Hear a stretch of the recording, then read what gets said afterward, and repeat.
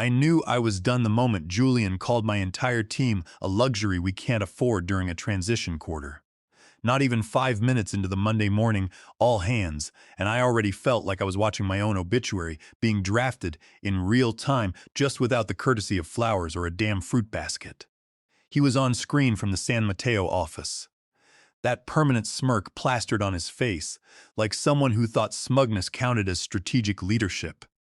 His hair was too perfect for someone in charge of innovation, and his voice had that HR slicked syrup tone they all learn in executive boot camps, fake empathy with a hint of threat.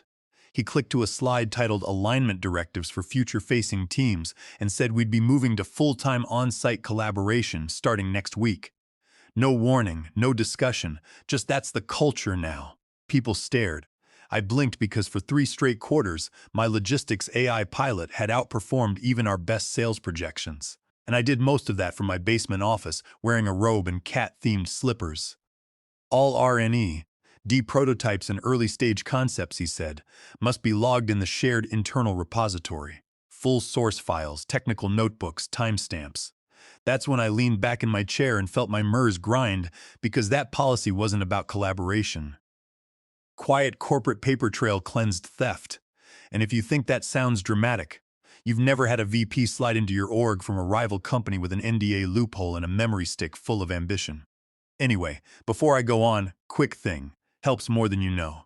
Seriously, keeps the coffee pot running and the legal bills paid. Back to Julian, I unmuted calmly. Can I get clarification on whether this applies to projects developed outside of work hours? He smiled that shark smile. Martin, if you're developing solutions relevant to all Alaric Systems' roadmap, we assume it's within our scope. God help me, he laughed. And me? I smiled. Thanks for the exit strategy. I closed my laptop, unplugged my second monitor, took a long, slow breath that smelled faintly of betrayal and vanilla coffee creamer. I walked out of that building like I was headed to brunch. No scene, no desk banging, just a box in my arms and a 1,000-mile stare. People whispered, Martin, what's happening? Where are you going? I looked at his steady as concrete. Stay. Observe. I didn't cry. I didn't scream. I didn't even slam the exit door. Though God knows I wanted to leave a crack in the drywall for the janitor to ask about later. Instead, I walked out to my car, popped the trunk, and placed my box next to a pre-packed envelope. Mark II, General Counsel Nexus Dynamics, stamped, sealed, postmarked. Inside a declaration, not resignation, documentation, proof that the A-driven logistics engine they were prepping for next year's product launch was mine. And not just metaphorically, literally.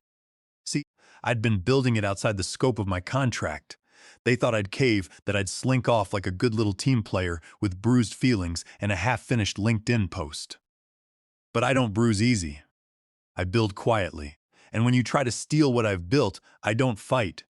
I didn't take much.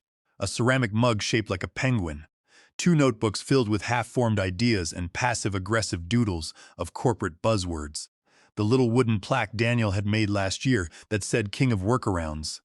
I left the monitor, left the mouse, even left my ergonomic keyboard, the one I'd personally bought because the company issued, one clicked like a tap-dancing termite on Adderall. Let Julian keep it all. He'd need it for the fire he was about to walk into. No tears, no farewell Slack message, no sad office walk-around, pretending we were all going to miss each other. Just me quietly slipping that envelope into the outgoing mail tray on the HR floor. White standard issue sealed tighter than a monk at a biker rally. The label said to General Counsel, that's all, but what was inside? Well, that was the fuse. Daniel caught up to me by the front doors, his face pale and blinking like he was buffering. Are you really leaving?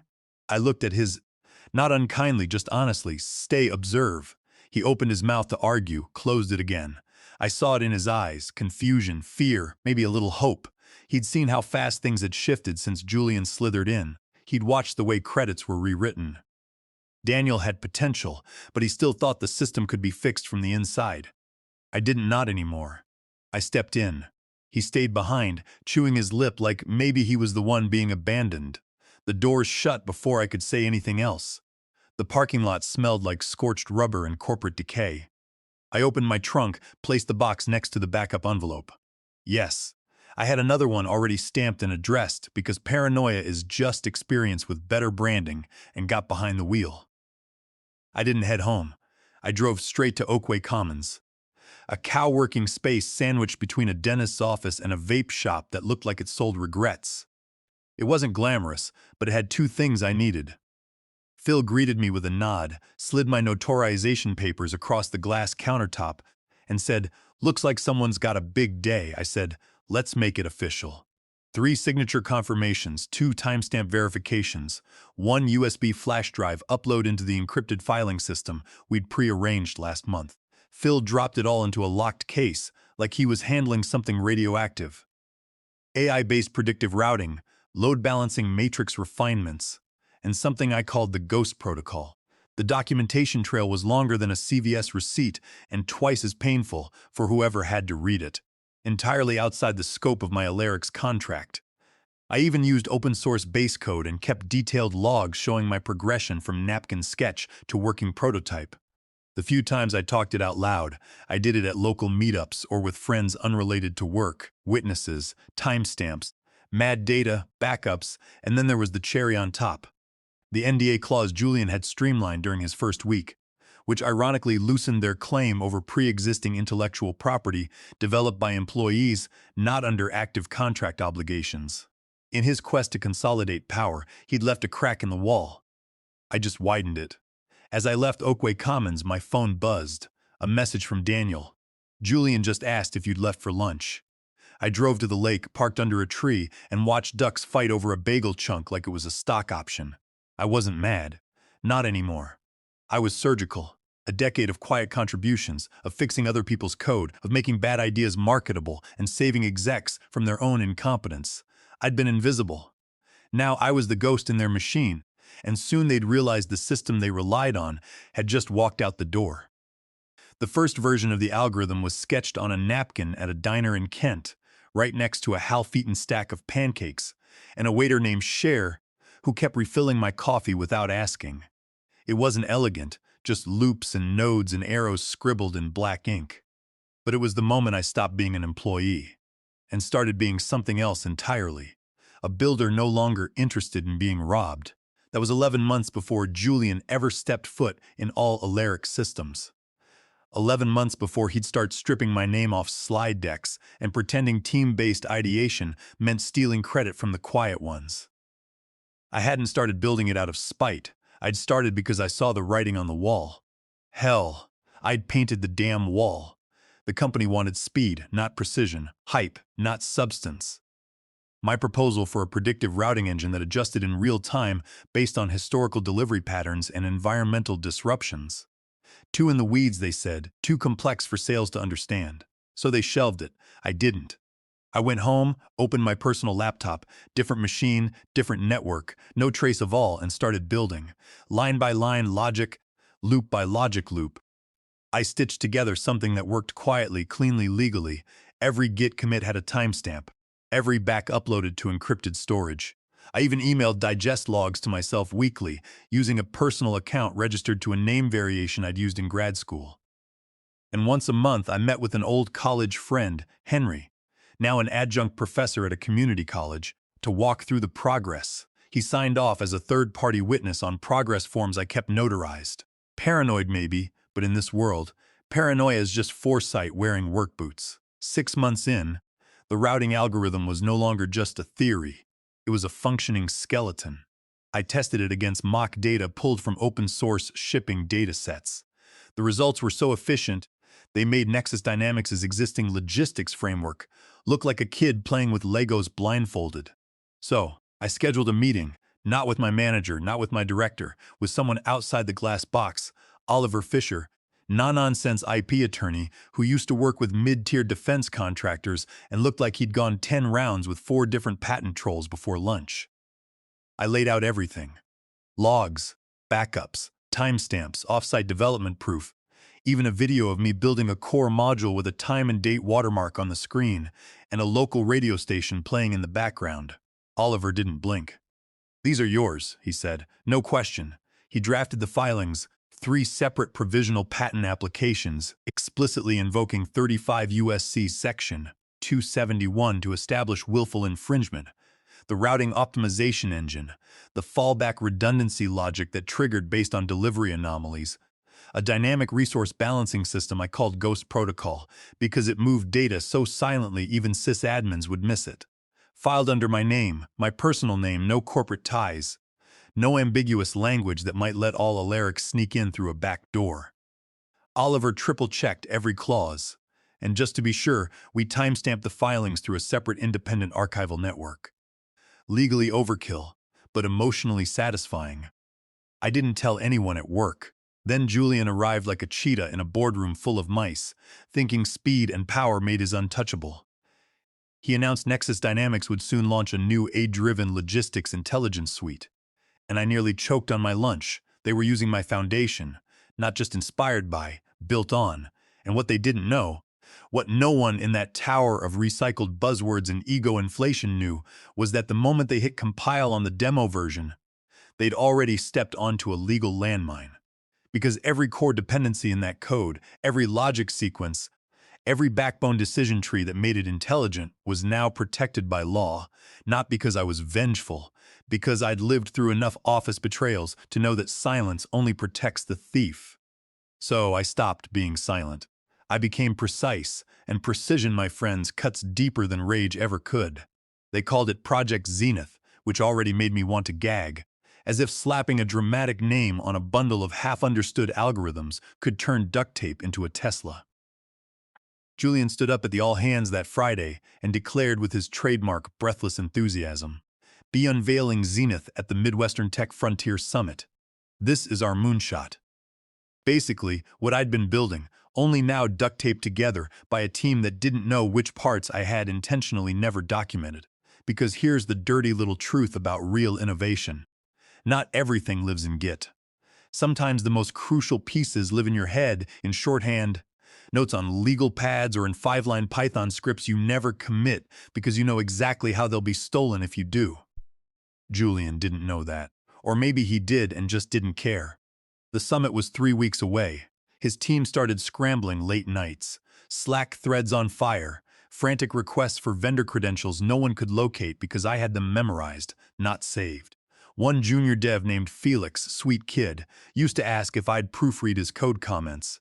Flagged something weird on the second Friday of the sprint. This routing module, he said in a thread, has a Git origin that predates the Zenith repo by 4 months. Looks like it was forked from a sandbox repo before the integration policy even existed. Silence, he followed up. Should I rewrite from scratch just to be safe? Julian's reply came 18 minutes later. Keep moving. Deadlines over details always. Felix DM'd a friend of mine 2 days later, asking quietly if anyone had seen the original documentation. He said half the function calls weren't returning expected outputs, and some of the back-end balancing protocols were just stubs, placeholders, empty code meant to be filled in later. Except I hadn't left placeholders. I'd removed the real logic and replaced it with shell functions before I left. Not maliciously, just as a safeguard. Meanwhile, internal comms kept pumping out bright, chirpy messages like Zenith. Bold, brilliant, built for the future. They scheduled mock press interviews, and still under the surface, the codebase was bleeding. Automated test coverage dropped. Delivery simulations buckled under synthetic stress loads. They tried reassigning tasks to new contractors, but nobody could reverse engineer the logic engine without hitting conflicts. Then came the whisper. Just one whisper. A message forwarded to me anonymously from someone inside the data team. "Hey, wasn't this part of Martin's sandbox project?" Thought it was still an independent dev. No one said it publicly. Not yet, but the doubt had been seeded. Julian, to his credit, kept his smile on. He stood in meetings talking about phase convergence and AI-native synergies like someone who'd memorized a word cloud and mistook it for a blueprint. He brushed off every concern with a dismissive wave, claiming, "This is how innovation feels. Messy, but magical." It didn't feel magical. The summit organizers posted about Aller's upcoming unveiling like it was the second coming of sliced bread. Recruiters began watching LinkedIn activity like hawks. The tension was growing, but the real show hadn't even started. It started with a phone call to legal that nobody took seriously at first. Dennis from General Counsel forwarded it to a paralegal with a shrug and a subject line that read patent drama. "Can someone look?" No one raised alarms. No one broke a sweat, because in their minds I was still just Martin from R&D, reliable, introverted, Non-threatening Martin, who brought lemon bars to staff birthdays and took notes during meetings no one else bothered to attend. The cease and desist came on all letterhead, but not theirs mine. It landed in the GC's inbox at 7:42 a.m. on a Monday, filed by Oliver Fisher, my IP attorney, with all the warmth of a guillotine drop. The subject line read, "Immediate halt of infringing activity, patent interference notification, case ID 548-92J." It was 6 pages long, single-spaced, citing specific components of the Zenith platform that directly overlapped with provisional filings under my name. He even included annotated screenshots of the GitHub commits from Alex's demo repo and timestamp comparisons with my notarized submissions. It wasn't vague. It wasn't a warning shot. It was legal carpet bombing. I was told he laughed, actually laughed, and said he's bluffing. Provisional patents don't mean anything until they're finalized. They're just placeholders, bless his heart, because right about then, the second letter arrived straight from the United States Patent and Trademark Office. It confirmed that 3 provisional patents filed under Martin Wallace had been formally logged and accepted as of 5 weeks prior. Patent interference statutes were now in effect under Title 35. Any continued use, demonstration, or marketing of the protected concepts, especially in a for-profit context, would constitute willful infringement. Willful is legal dynamite. It meant they couldn't play ignorance anymore. It meant damages could triple. The GC's tone shifted from eye rolls to grim silence. Emails flew like confetti in a wind tunnel. The CTO's assistant accidentally CC'd half the engineering team on a message that said, "What the hell do you mean we can't use our own code?" Followed immediately by a please delete retraction. One of the UX designers posted a panicked thread in a private Slack channel. "If Martin filed this before the Zenith repo went live, are we totally screwed?" Someone replied with a gif of a dumpster fire on wheels. But the real panic didn't hit until they traced the back-end architecture of Zenith and realized it wasn't just inspired by my routing system. The logic tree, the real-time balancing triggers, even the fault detection loops, they weren't just similar. They were identical because they were mine. There was no in-house variation, no accidental overlap. Zenith was my work, gusseted up with a new name and rebranded for an audience that had no idea it was built on someone else's blueprints. Julian doubled down. He stormed into an emergency stand-up and said, "This is a scare tactic.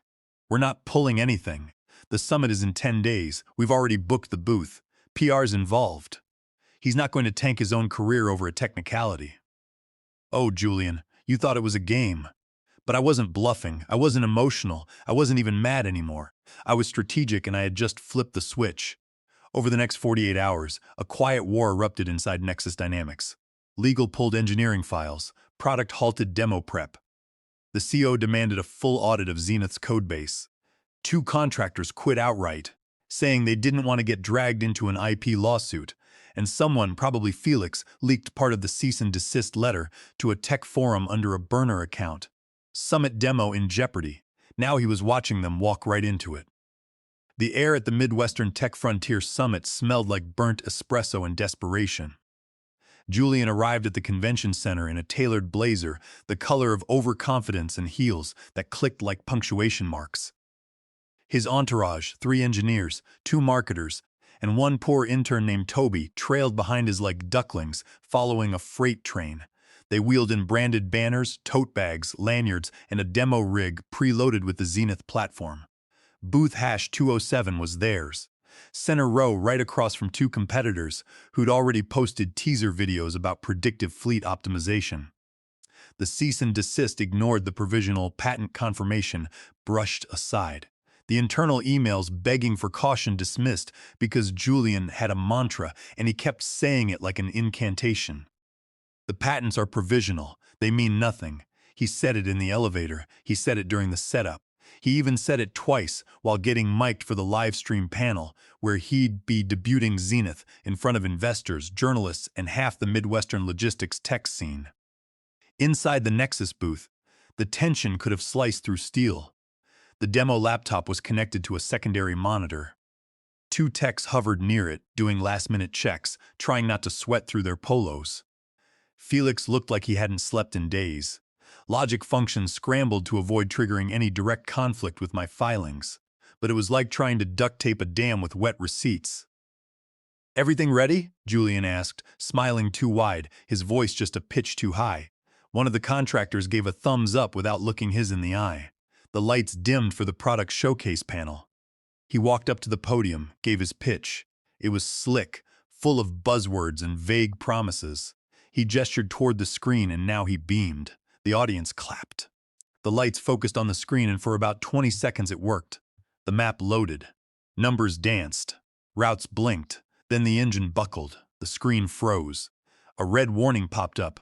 Unhandled exception, null logic route reference. Felix lunged toward the laptop, hands flying across the keyboard. But it was too late. The simulation spiraled. Shipment EDA fields turned to zeros. The dynamic routing engine collapsed. The fallback logic kicked in and failed because the fallback logic was never there. One of the engineers muttered, "Why is the balancing script empty?" And then, loud enough for 3 rows to hear, a third-party contractor stepped forward and said what no one else dared. "We couldn't legally use the original code. It's flagged for IP conflict." Dead. Silence. On stage, Julian froze. He tried to speak and cleared his throat and gestured to the screen, like maybe wiggling his fingers would magically fix the crash. The crew standing behind the booth wall leaned in and whispered into his headset, "We can't go live with this." He didn't respond. His eyes darted across the audience. Investors scribbling notes, competitors smirking. A regional tech journalist already typing something on his iPad. A full minute passed before he finally said, voice cracking just slightly, "Looks like we're having some technical difficulties." Backstage, the Aller team scrambled to unplug the rig. Felix yanked the HDMI cable like it had personally betrayed him. The intern cried in a bathroom stall. 20 minutes later, overheard whispering, "I think I just watched a career implode." Meanwhile, Julian paced tight circles, staring at his phone like the screen would offer a lifeline. It didn't. His confidence was cracking. He'd built his entire public relaunch on top of stolen bones. And now those bones were crumbling. The product wasn't viable, the audience wasn't impressed, and the only person who could have stopped the collapse wasn't there. He was watching from across town, and he wasn't bluffing. The debrief room was cold. Not temperature-wise, just cold in that sterile corporate way.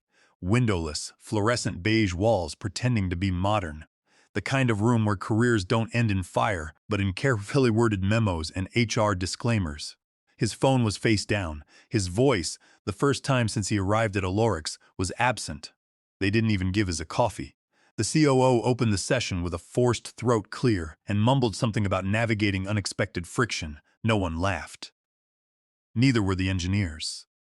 3 minutes into the meeting, the door opened, and in walked Oliver Fisher, my attorney, like a storm in a tailored black blazer.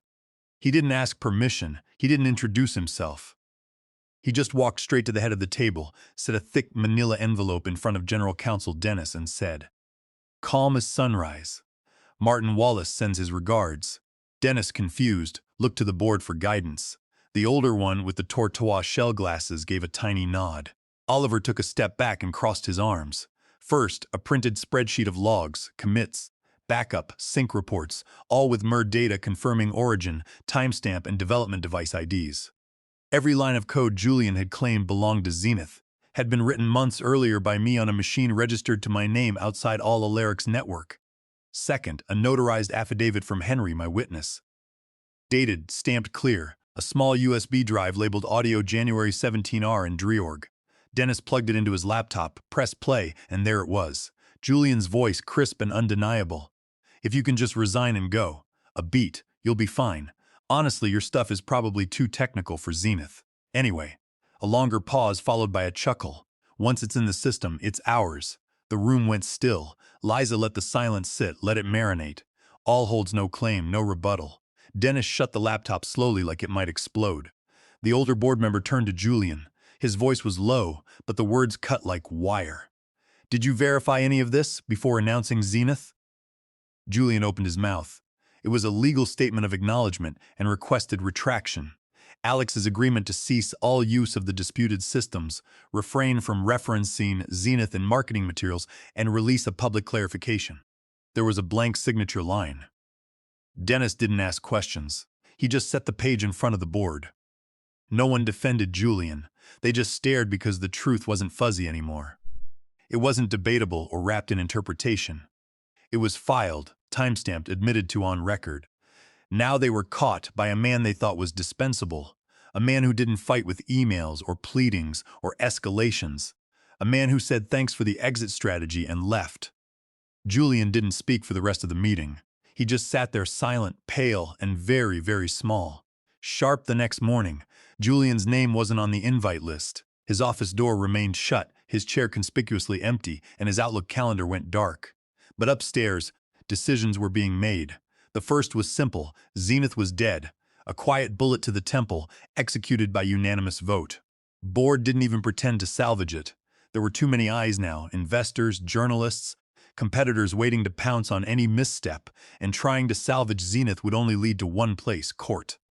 Motion to revoke all admin access associated with VP Julian Kensington, effective immediately, no debate. The CTO slid his tablet across the table to it. Within seconds, Julian's badge pinged inactive in the system. Not until he tried to access the elevator.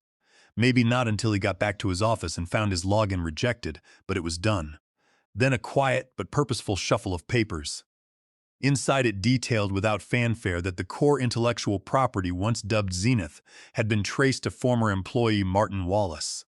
It included a statement of acknowledgement dated and signed by both legal and compliance, and requested that all internal documentation reflect this correction moving forward. It didn't say his name with reverence, just with certainty, and that was more than enough. 2 floors below, someone was updating the internal wiki. We thank all contributors for their efforts and remain committed to ethical innovation. But the real fire started off-site. A freelance tech journalist when I'd spoken to off the record 2 weeks prior published the piece before lunch. Ex-engineer outsmarts employer in patents surprise how one man's documentation took down a flagship product. It wasn't sensational. It didn't need to be. The headline alone was enough. My inbox exploded. By 200 p.m. likes, shares, reshares. Even Daniel messaged me, "Holy hell, you really did it." I didn't reply. There was nothing to say. I wasn't angry anymore. I wasn't even proud, just still, because vindication doesn't always come with champagne or applause. Sometimes it shows up in an edited org chart, in a deactivated badge, in silence that wraps around a room full of men who thought they'd never have to learn your name. I went for a walk that afternoon, left my phone at home, grabbed a coffee from the place that always oversteeps their tea, and sat on a bench watching squirrels fight over stale French fries. Somewhere across town, the same board that once erased me was now rewriting internal documentation with my name in bold.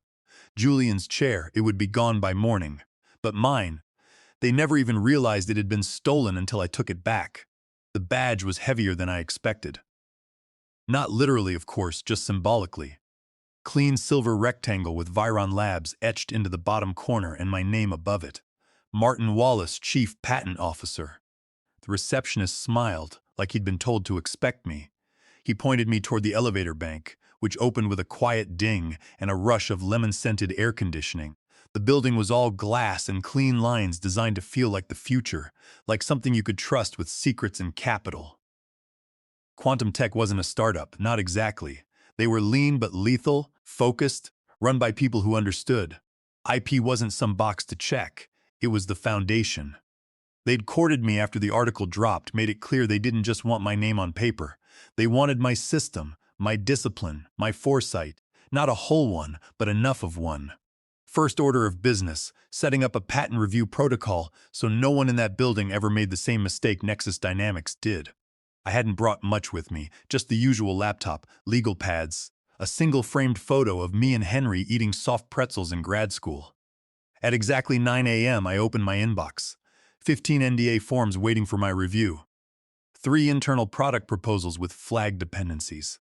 A welcome email from the founder titled, simply "Let's build smarter across town." The same morning, Alerix's new product team was prepping their fallback demo, a stripped-down, less visionary version of Zenith. They were calling Pathfinder. It was supposed to be simple, safe, stripped of anything that could trace back to me. Except it wasn't, because as they ran the sandbox environment, something unexpected happened. The load balancer refused to initialize. A third-party API call failed without explanation, all of it traced back to core files. Files they thought they'd scrubbed, but they hadn't because those dependencies weren't just referenced in Zenith. Wallace routing v1. Some poor engineer, probably by bless him, clicked into one of the failed modules and found a note in the header. The panic came quickly. Git commit history locked, file access restricted, licensing checkers auto-triggered. They opened the repo history and saw it. Every shortcut broken, every patch fragile because they hadn't built around my work. They built on it, and without me it collapsed. Julian also tried to lay off my team overnight, blatantly violating the Warning Act under 29 USC, Section 2101, and his reckless spending on this project amounted to a clear dissipation of assets and a massive breach of fiduciary duty. They even tried to exploit my age, bordering on elder financial abuse under California Welfare and Institutions, Code Section 1561030. One line stood out. From a senior engineer I'd never even met, he wasn't joking. We built this on his work. I sipped my coffee. Colombian dark roast, splash of oat milk, no sugar. Then I opened my browser, clicked through to the morning headlines, and there it was. Nexus Dynamics retreats from Pathfinder launch amid licensing concerns. Sources say IP ownership dispute at center of collapse. It didn't say my name this time. It didn't have to because anyone paying attention already knew. I smiled, quiet, slow, then whispered just to myself. They finally realized I was the product. Thanks for watching, you cubicle warriors. Hit that subscribe button. Unless you're my old boss, then you're on your own.